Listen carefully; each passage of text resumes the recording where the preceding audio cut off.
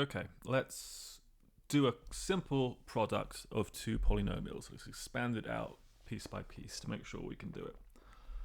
So firstly, it's not just a simple kind of foiling situation because I've got three terms in the second piece. So I'm going to have to kind of apply the distributive law slowly and carefully. So let's start off applying the distributive law, breaking up the first bracket into a difference of two things. So this would give you x squared multiplied by the back, plus minus 1, so it'd be minus the back. So minus x squared plus x minus 1. So that's the distributive property written down. Next, let's apply the distributive law again with the first expression here.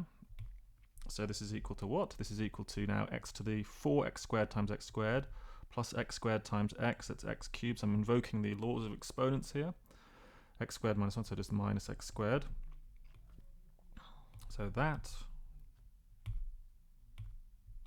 now minus x squared plus x minus 1. So now at this point, it's the difference of two polynomials. All I've got to do is take the time to check how the different powers match up. So let's kind of go through it. Are there any constant pieces? Well, yes, there's a minus 1 there, but it's corresponding to that minus, so it's going to be plus, so it's going to be 1.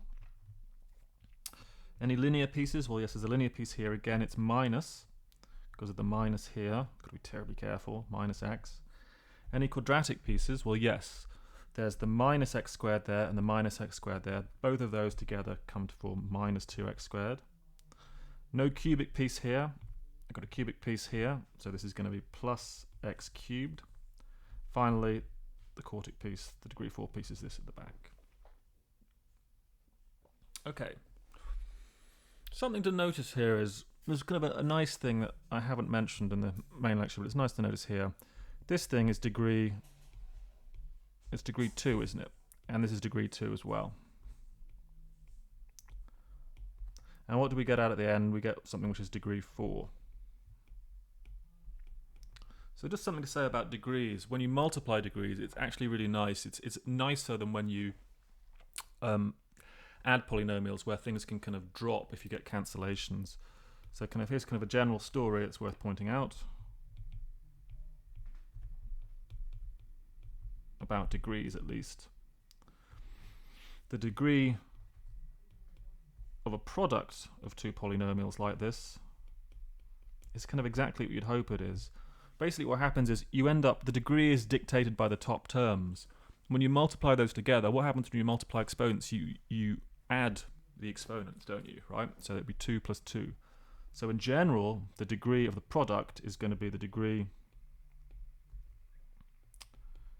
of px plus the degree of qx.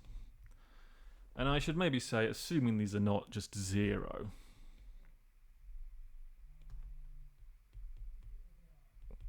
assuming not kind of the 0 expressions.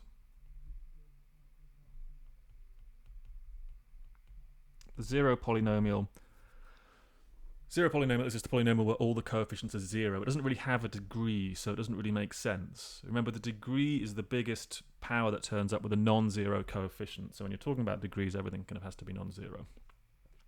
But this all fits together very nicely. So it's nice. You don't have this less than or equal to some maximum value like with the sums.